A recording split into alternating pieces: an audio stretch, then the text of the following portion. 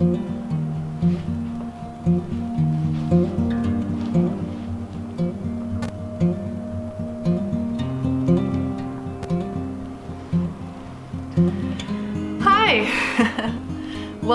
to the first episode of the Nature's Cozy podcast. My name is Allison and I'm the maker behind Nature's Cozy, and you can find me on Instagram and on Ravelry by that name. And this is my first knitting episode. So I am mostly a knitter. I do a little bit of crochet, very basic. I'm an amateur sewist, and I am also trying to get more into needle felting. I don't have any needle felting, but I did get a kit for Christmas, so maybe in the future that will be something that I show. But yeah, I have been wanting to make a podcast for over a year now, and I just haven't. I would chalk it up a little bit to nerves. I did try to make one in August because my birthday is in August and I turned 27, and I thought, hey, use my birthday month as the beginning of trying to start a podcast. And I did record some, but they just didn't really come out the way I wanted them to come out. So, and I think it's just nerves and how people might perceive you. But hey, 2020, right? I really want to do this. I really want to make a podcast. I love knitting, as I think every other podcaster out there who knits and makes these can say as well. I love yarn. I'm a huge fan of indie dyed yarn. I am trying to get more into the more non-superwash and natural and rustic wools as well. I'm really hoping to, so I'm buying very minimal yarn right now, but when I start buying larger quantities, I do want to start buying just more earthy yarns. And so I just kind of wanted to share that journey with whoever would want to watch it. And so that's kind of where we're at. So a little bit about me. As I said, my name is Allison, or Allie. I don't really care what you call me. And I am a graduate student down at the University of Illinois in Urbana-Champaign.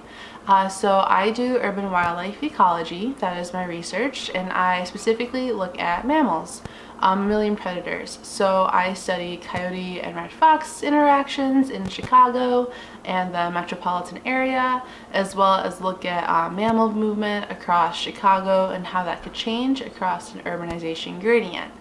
So that being said, I am from Chicago, and I'm very happy to be able to do my research up there. And although I have to be down here during the week for school and some weekends, I do try to go up to Chicago as much as possible.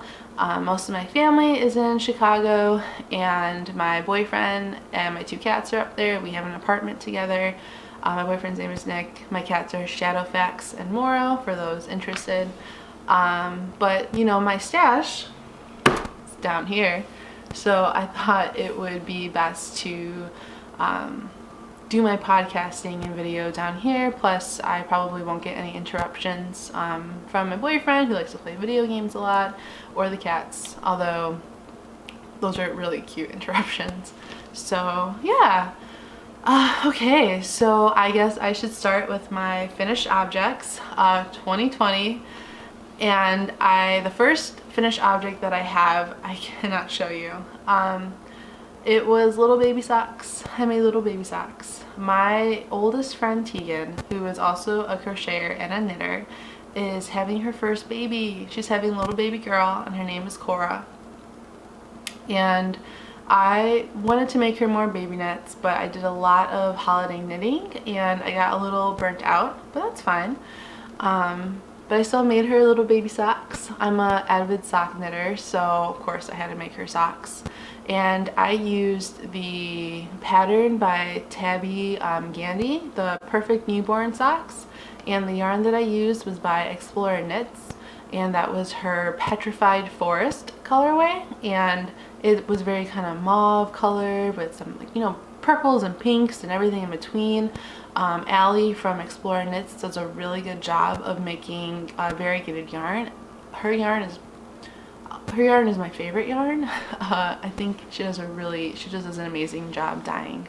And then my second finished object for the year, which I just finished yesterday morning, are these socks right here. So let me go get them for you. All right. So these are actually a test knit that I did for Lindsey Fowler of Lost and Fond. These socks come out February 1st. So it is fingering weight held double to make a DK weight sock, and let me tell you, these are one of the most squishiest socks I have ever knit. They're actually really nice. I already have plans to make 2 more. I want to make one for my boyfriend, and I want to make another pair for myself. And I used Explore Knits. Well, let me put it back on the sock blocker. Okay, so I use Explore Knits and Fiber, and this was her Sequoia National Park sock set. So the green color was her colorway Forest, and the rusty red color is her redwood color. And I had to get all those variations in the greens and the browns and the reds. This is probably my favorite color by Allie. It was just such a pleasure to knit and to see the colors change. I really want to buy, there is this one cardigan called the Portage cardigan. I don't remember off the top of my head who makes it, but I will link everything down below off this video for like show notes.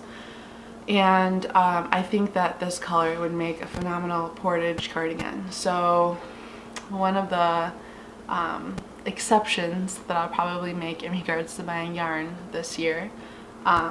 Yeah, it's so pretty. And I test knitted the women's large size, and I played a little bit of yarn chicken with these. Now, Lindsey from Lost and Fond did say that you may need more than 1 skein if you knit something larger than the women's large. And I agree. If you wanted to follow her pattern specifically, down to, you know, everything, you would definitely need to do that. I made some modifications so that I would have enough yarn, and I still ran out. I was a few rows short of my main color for my second sock on the foot, and then for my toe, literally the last round that I was doing, the second part of the round, I ran out of my first contrast color, which is this green color, Forest. And yeah, so I ended up like having to use redwood for the kitcheneer stitch and all of that. So I highly recommend this pattern. It's a super it's a quick knit, it's an easy knit, especially for someone who maybe they want to try out socks for the first time. You can do this because it's DK weight, so it won't take as long, and you'll learn the basics of how to knit a sock. And but it's a little more pizzazz, right, than just a regular vanilla sock. You have like this really pretty striping going on, and it's also some ribbing going on, so it's really, really nice. I think though that when I knit myself a second pair, I am going to make myself the woman's medium. Now, the length is good on these socks. However, I really like a snug fitting sock, and when I knit regular fingering weight yarn, you know, fingering weight socks, I usually actually will cast on anywhere from 60 to 64 stitches. Now, I lean more towards the 60 stitches, and that's because I like a perfect fit for my socks. when I knit the 64, they are perfect until I start wearing them. Because after you wear them a little bit and then wash them, the socks will start to stretch out. And when that happens, they just become a little too loose for my liking. It's personal preference. Whereas the 60 stitches, when I knit socks with that, yes, they are a little bit more snug around my ankle, and sometimes a little hard to get onto my heel. But overall, I really like the fit of them. So I think because of that, next time I'm gonna knit the women's medium and see how that goes. And yeah, so these are it. These are my like real good size first FO. And really quickly, these sock blockers are from the Knitting Left. They're so cute. She makes so many. I really want to get, she has sock blockers that have moose cut out, and then she also has ones that have pine trees. I have a woman's large. I wear a US 11 in women's. I have really big feet. I used to be a size 10 up until 5 years ago, and then my foot decided to grow, which is kind of unfortunate because it's really hard to go to some shoe stores because they only carry up to a size 10. But so because of that though, I do have the woman's large, but I like to make socks a lot for my family, and they would be a woman's medium, so that's why I'm going to get another pair of sock blockers. And then my boyfriend, who has really large feet too, I feel very sorry for any future kids. He, you know, I would like to get some sock blockers for him so I can do a better blocking of his sock. So yeah, so that's my FO. Again, this pattern comes out February 1st, High Desert Socks by Lindsey Fowler, and I would highly recommend, especially if you're trying to think of something different to do with a sock set versus just having heel, cuff, and toes. So okay, so I guess the next thing that I will show you will be my whips, my works in progress. Now, I don't have all of my whips, and even if I did, I probably wouldn't show them all today, just because I have a lot. I have a lot for myself. I am actually a little bit anxious about how many whips that I have on the needles right now, so I need to get a couple off before I cast on something new. And yeah, I am more of a 2 to 4 type of project knitter. That's kind of like what I like to manage. But I currently have 9 projects. 2 of them are scrappy, which is fine. But it is, you know, 7 projects that I kind of have lingering that I need to get done. So the first project that I will show you is in my in the Blue Rabbit House bag, and it is a wolf. My mom got me this for Christmas. Wolves are my absolute favorite, and my uncle turned 70 on December 27th. Most of my family, no, all of my family on my dad's side have socks, except for my uncle, which I feel kind of bad about. And this is his belated birthday present, which I am still working on. And it is just a basic broken rib sock. And so it is Legacy Fiber Artz in their Grey Gardens colorway. And yeah, here is a stitch marker from Lock and Lou. Katie from Lock and Lou makes my most favorite stitch markers. She makes them all inspired by nature, and I love them. And he's waving. He's doing like a little polar bear wave. But yeah, so just a broken rib. I just got done with the heel flap, and now I'm doing my decreases and working on my toe. And the goal is to not show you guys this next time I podcast, because my uncle will have them.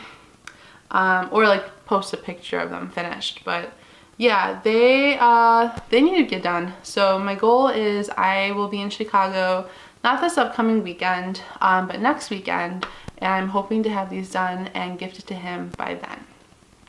So we'll see. I can do it. I am going to a conference though next week, which is the only thing that I'm like, because I do have another project that I am also working on, which I'll get to in a second. But yeah, this is their 80-10-10, and I really like it. I like the variegation of their gray tonal. So yeah.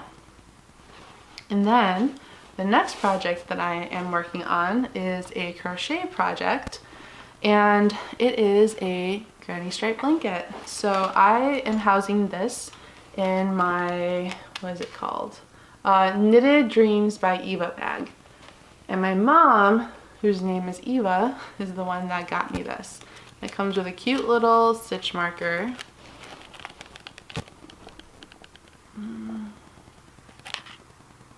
And the reason she gave me this was because it's a knitting and walking bag. So I take a lot of public transportation in Chicago, and when I go and visit Chicago, I usually take the train up. And so I do a lot of knitting, and when I am in Chicago, I'm just a 10-minute walk from the Forest Reserve. And I love walking on the path. It's just a paved cement path because it's a lot of biking and running. But I love, you know, just walking and knitting. I usually only knit socks when I knit and walk because that's just the easiest for me. I don't have to look down as much when I do that, and it's just, yeah. So I usually will just put like the yarn in my pocket, but the days are getting nicer and I'm gonna need something to hold my yarn. This is really nice because there's a lot of pockets in here too, so I could probably put like my keys and my phone in here as well. So I don't have to take a purse with me when I go on walks. But what is inside this is my granny stripe blanket. So I kept going back and forth about what kind of scrappy blanket that I wanted to do. I do have a Cozy Memories blanket, which I will show. It's kind of sad, but it's there. But this is my Christmas granny stripe blanket, and what I mean by that is that I am only using my Christmas advents to make this blanket. So last year, 2019, was the first year that I bought advents, Christmas yarn advents, and so I got 2 regular full-sized advents. I bought Woolberry Fiber Co, and these are all of the Woolberry Fiber Co colorways. This last one is Woolberry Fiber Co, but this is actually her Christmas Eve advent, which was a skein inspired by the Nutcracker.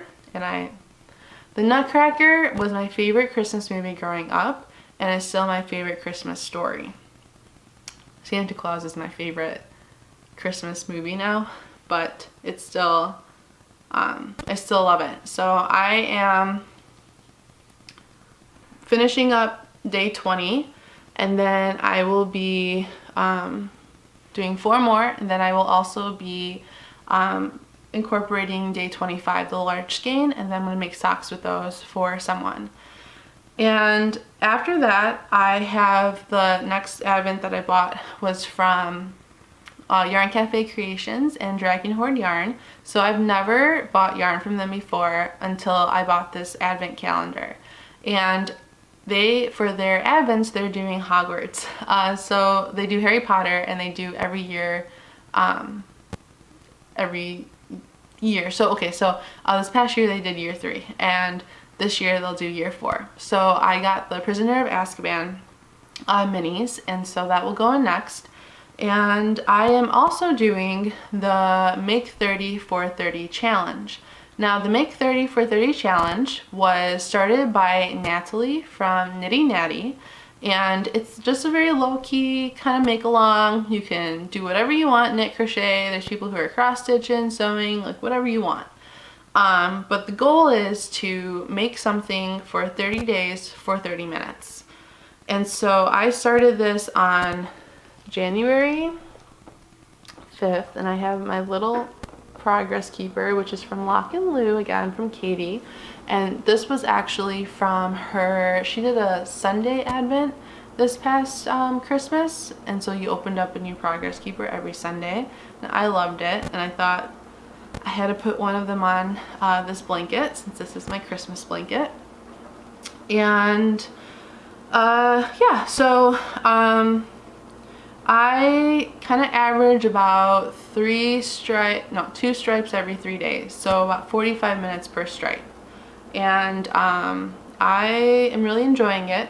I kept going back and forth between making a granny stripe blanket because some of them I looked at and I loved them, and then other ones I looked at and I was like, eh. But yeah, I actually really like how I do it. I do like how it's just one stripe as opposed to doing 2 stripes. And I definitely will be making more granny stripes in the future. I have a ton of minis because I am a patron of a Homespun House, Molly and her husband, Robert. And so I pay the amount, I am the tier that gets the minis every month. So actually, kind of just grab them in a bunch. So these are all the minis that I'll probably eventually put in. I'll probably make my own little Homespun House granny stripe blanket.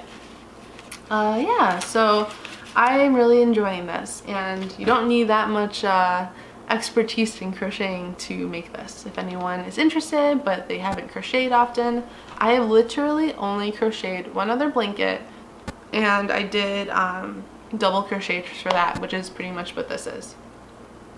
So yeah, and then the last advent that I got that I will add in there is from Allie from Explorer Knits.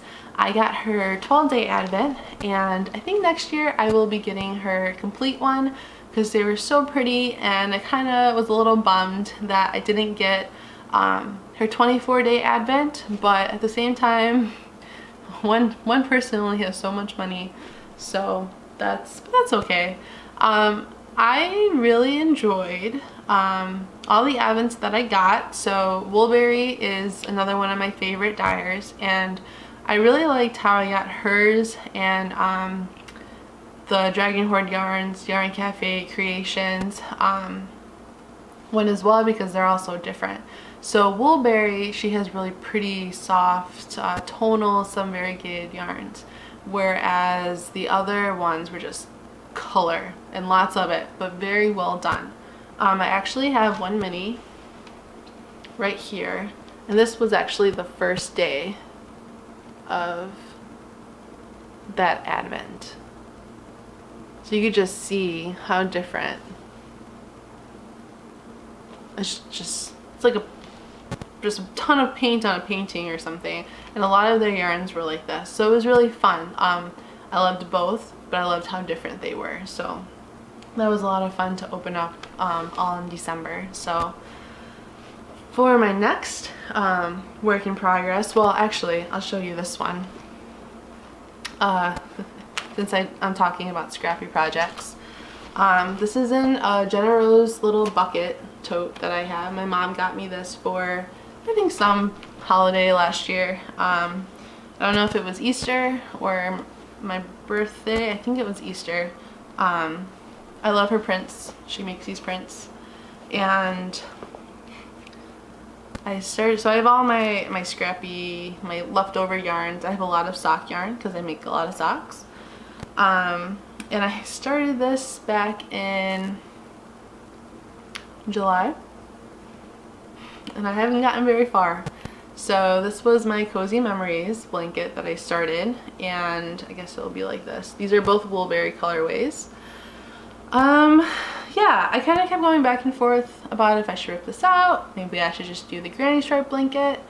But I also knit with self-striping yarn, and I know that the self-striping yarn will actually show really nicely with the Cozy Memory blankets. So I'm still gonna go on that. I think once I start working on more of my whips, and getting them off my needles, and maybe when I only have a few, I'll do like a scrappy Monday or a scrappy Wednesday and just work on my cozy memory.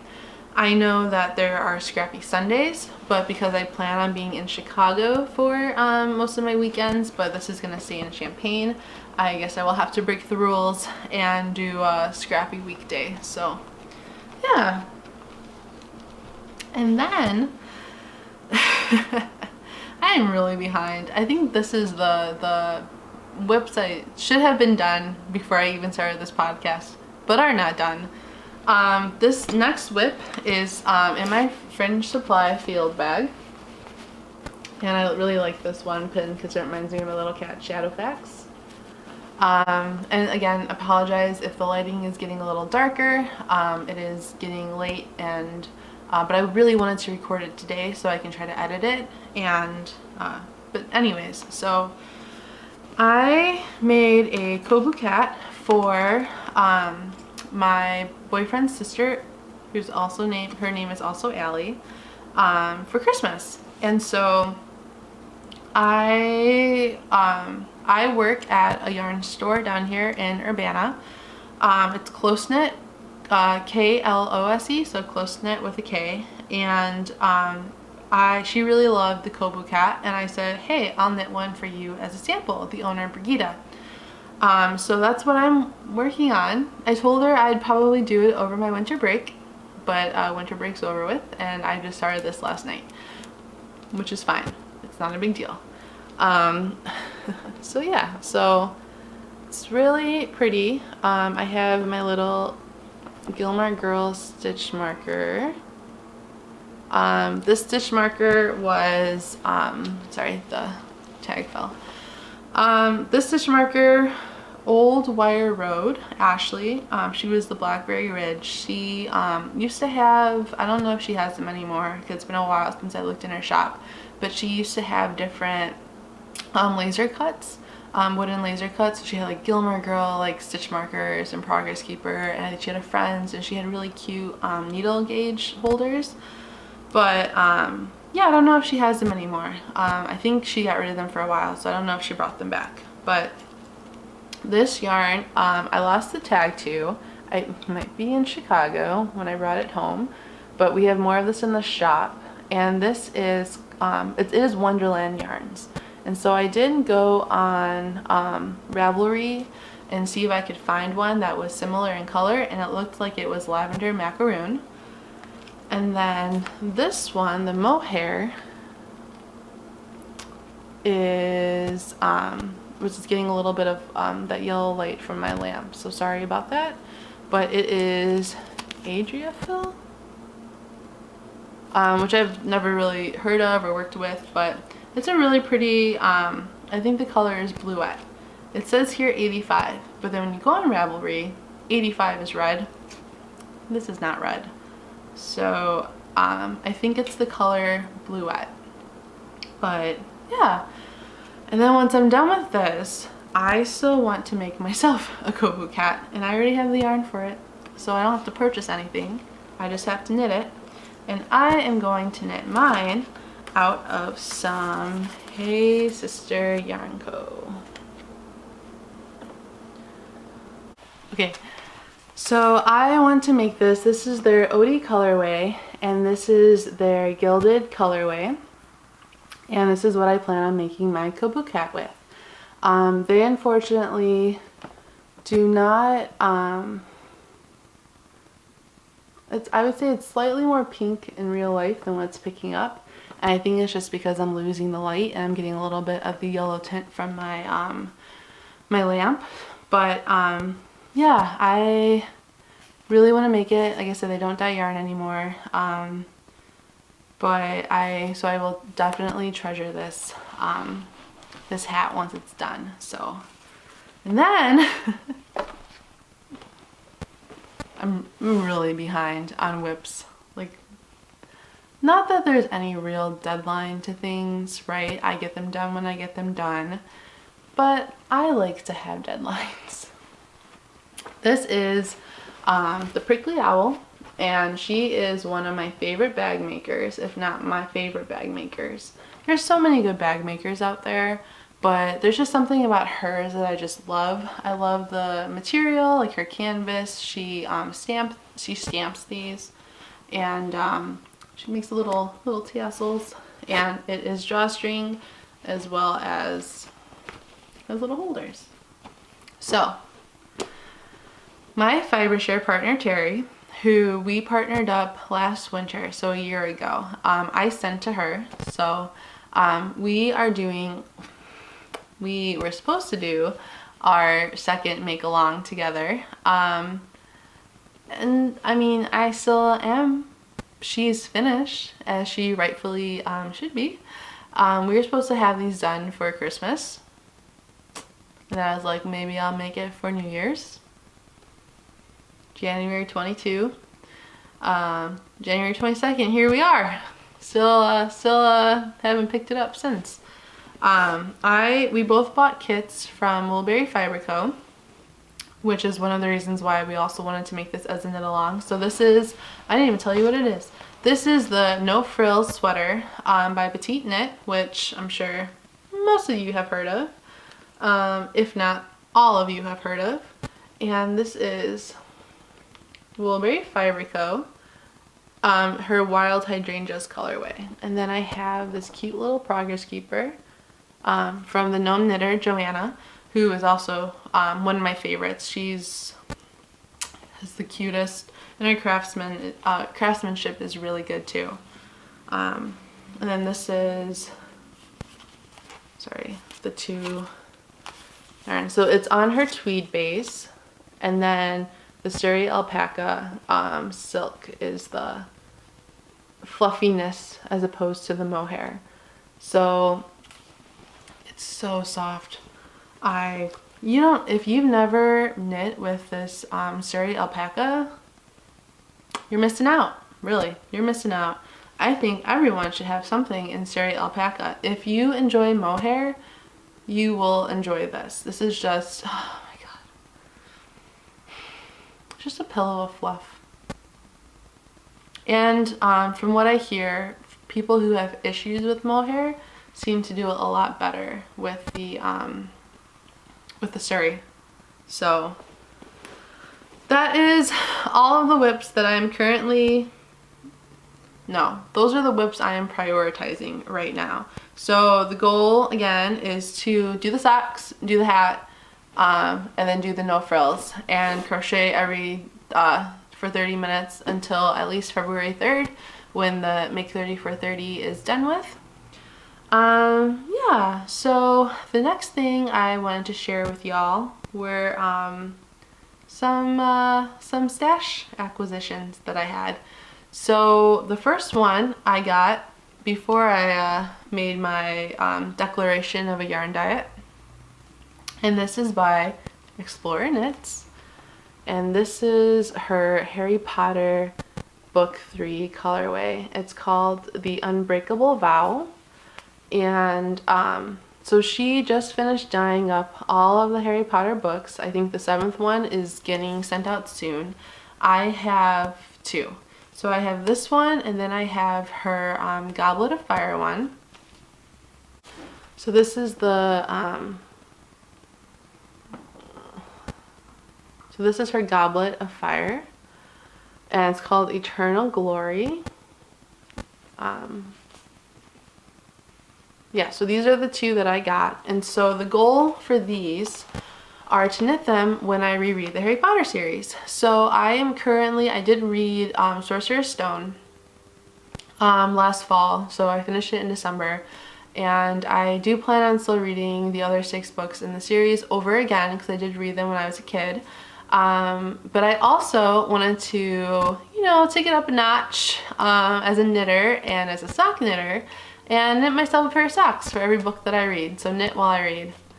I can't actually knit while I read. I've tried. It's a little hard, but you know. And I am currently reading A Court of Thorn and Roses, and I'm also going to be reading Wuthering Heights for this book club that I kind of started.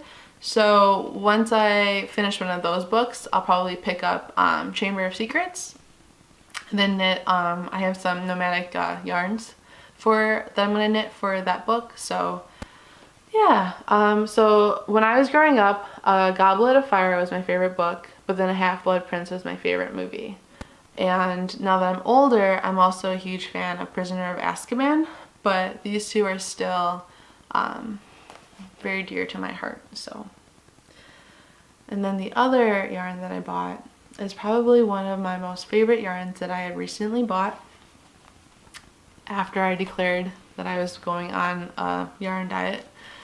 And this is by Marley from A Homespun House. This colorway is called Placebo, and this is one of her new colors. So let me take it out of, I won't like unskein it, but I'll take the, I mean, it's so pretty. I love that blue. And just like the extra, like, I love it. I love it so much.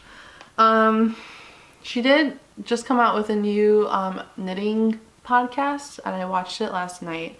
And she said how this might, like she dyed up all these colorways, but she's really just wanting to dye up a ton of colorways. So she may not dye this one up again, just kind of a off, like one-off type of thing, but it's not a one of a kind.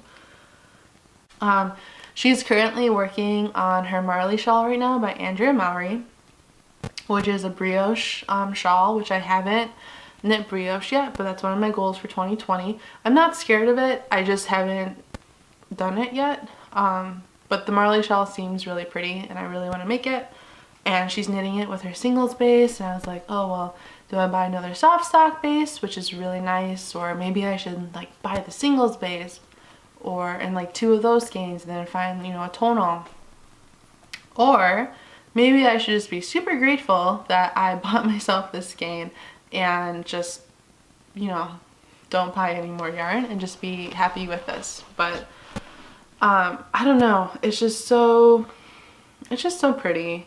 And I just I really enjoy Molly's colors. I have a lot of her yarn. I haven't knit with much of it. I am making a pair of socks with one of her colorways right now that I'll show next time.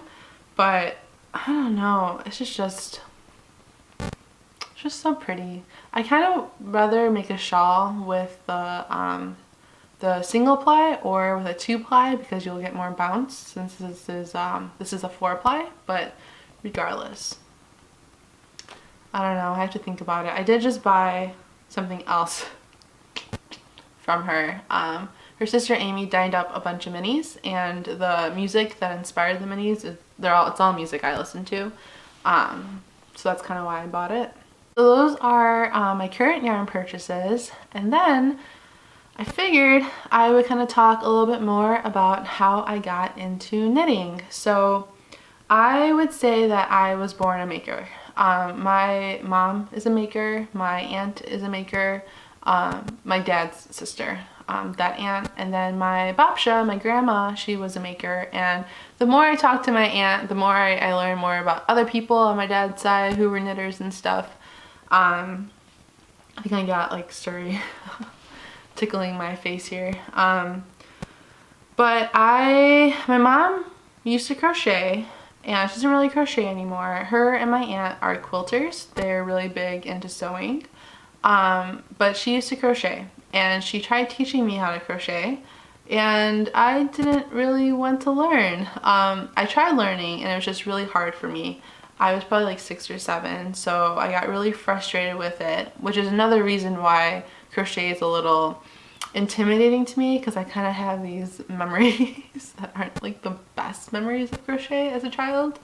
Not that my mom's like, I mean, I love my mom, but I remember she was getting like frustrated that I wasn't grasping the concept of some of the chains or whatever, the stitches.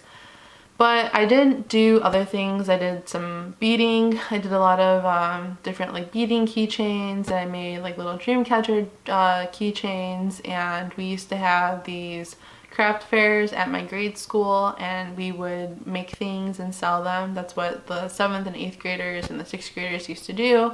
To just make a little extra Christmas cash you can like sell at the fair. So I've always been a maker, or just a creative person. I used to write a ton when I was little. I used to paint in high school. I used to do theater, even though I got a degree in biology for my undergrad. Making is very big in my heart, and something that I'm reconnecting with on a deep, well, something that I am connecting to, I shouldn't say reconnecting, but just connecting to on a deeper level this past year. My aunt tried teaching me how to knit when I was, I don't know, like a preteen or like 10 or something like that. And I didn't, I mean, she taught me how to chain and do a couple knit stitches, but that was really about it. Didn't really go anywhere. However, I was more of a sewist when I was little. So I have one sister, and she is 10 years younger than I am. And my aunt actually helped me make a quilt. So I made a quilt when I was 10 for my sister. And my grandma, she also was really big into sewing, and so she used to have just like these scraps of material at her house. And so when she used to babysit me, sometimes I would just, you know, thread a needle and like hand sew some stuff. So, you know, I made a skirt one time, or some pillowcases or something like that. Nothing extravagant, but I was working with my hands, and I think that's really one of the big things, right? I love working with my hands. I love shaping things with my hands. As you know, as much as I enjoy painting and drawing, it's not totally the same as when you're molding, if that makes sense.